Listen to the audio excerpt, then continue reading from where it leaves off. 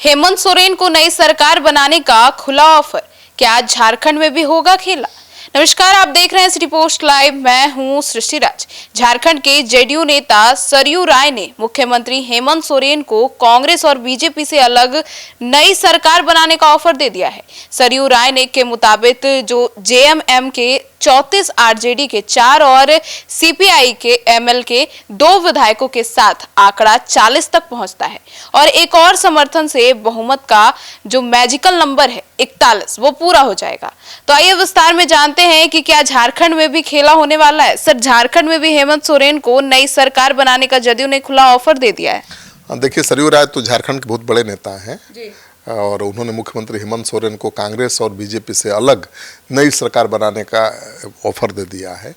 उन्होंने मुख्यमंत्री हेमंत सोरेन को कांग्रेस और बीजेपी से अलग नई सरकार बनाने का ऑफर जो दिया है उसको लेकर सियासी गलियारे में हलचल मच गई है।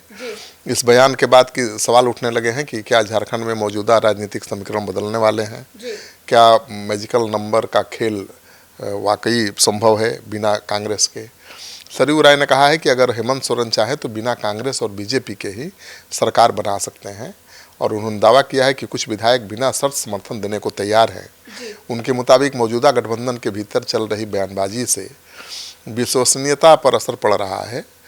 ऐसे में एक वैकल्पिक सरकार का खुला विकल्प रखना चाहिए और वो विकल्प है भी। उन्होंने ये भी कहा कि अगर ऐसी सरकार बनती है तो वह खुद इसका समर्थन करेंगे। इस बयान ने राजनीतिक हलकों में नई संभावनाओं को जन्म दे दिया है, क्योंकि सरयू राय जेडीयू के विधायक हैं, पहले बीजेपी में थे, अब जेडीयू के विधायक हैं और जेडीयू के बड़े नेता भी झारखंड के हैं और उन्होंने गैर बीजेपी गैर कांग्रेसी सरकार बनाने का ऑफर दिया है। तो सवाल ये भी उठने लगा है कि क्या झारखंड में कोई खेला होने वाला है, जेडीयू खेला करने वाली है। सर, तो ये मैजिकल नंबर का गणित क्या है? तो झारखंड विधानसभा में बहुमत का आंकड़ा केवल 41 है। बिहार जैसा नहीं है कि 122-23 चाहिए, वहाँ तो 41 विधायकों का समर्थन है तो आप सरकार बना सकते हैं। सरयू राय के अनुसार झारखंड मुक्ति मोर्चा के पास 34 विधायक हैं, आरजेडी के 4 विधायक हैं, सीपीआई के 2 विधायक हैं, सीपीआई एमएल के, और ये सब मिलाकर 40 हो जाते हैं। और एक तो कह ही रहे हैं कि जरूरत पड़ा तो हम ही साथ दे देंगे, तो 41 ही चाहिए सरकार बनाने के लिए और वो आंकड़ा दिख रहा है।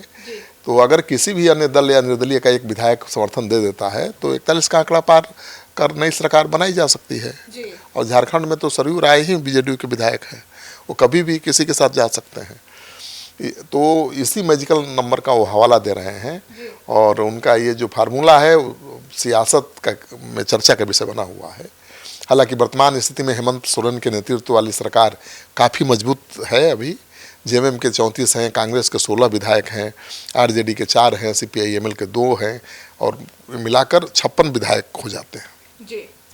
तो ऐसे में ये सवाल भी उठ रहा है कि जब सरकार के पास स्पष्ट बहुमत है, बहुमत से भी ज़्यादा विधायक हैं, तो फिर नए समीकरण की जरूरत क्यों पड़ेगी और क्या यह सिर्फ राजनीतिक बयानबाजी है या कुछ खेल होने का संकेत है? इसके पीछे कोई बड़ी रणनीति तो नहीं छिपी है। सर, तो जेडीयू की भूमिका पर सबसे बड़ा सवाल उठ रहा है। हाँ, इस पूरे घटनाक्रम में सबसे अहम सवाल नीतीश कुमार की पार्टी जेडीयू को लेकर ही खड़ा हुआ है, क्योंकि सरयू राय जेडीयू से जुड़े हुए हैं और बिहार में भी जेडीयू बीजेपी के साथ सत्ता में है। ऐसे में क्या झारखंड में जेडीयू अलग रुख अपनाएगी, ये सवाल है।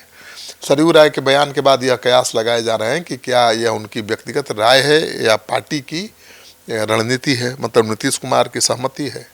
फिलहाल जेडीयू की ओर से इस पर कोई आधिकारिक बयान तो आया नहीं है, जिससे सस्पेंस अभी भी बना हुआ है। फिलहाल झारखंड की राजनीति में यह बयान एक बड़े संकेत के तौर पर भी देखा जा रहा है। हालांकि तत्काल किसी बदलाव की संभावना कम ही दिखाई देती है, लेकिन आने वाले चुनावी माहौल और राष्ट्रीय राजनीति के प्रभाव से समीकरण बदल भी सकते हैं। सभी की नज़र अब इस बात पर टिकी है कि क्या हेमंत सोरेन इस ऑफर पर कोई प्रतिक्रिया देते हैं। उनकी प्रतिक्रिया अभी तक आई नहीं है। सर, तो ऐसे में अब काफ़ी दिलचस्प हो गया है झारखंड। हाँ, बिल्कुल बहुत दिलचस्प हो गया है झारखंड, क्योंकि जेडीयू के शीर्षस्थ नेता चुप्पी साधे हुए हैं। तो सुना आपने, तो सरयू राय का बयान फिलहाल सियासी हलकों में चर्चा का विषय बना हुआ है। अब मैजिकल नंबर का गणित भले ही कागज पर संभव दिख रहा हो, लेकिन जमीनी स्तर पर इसे लागू करना आसान नहीं होगा।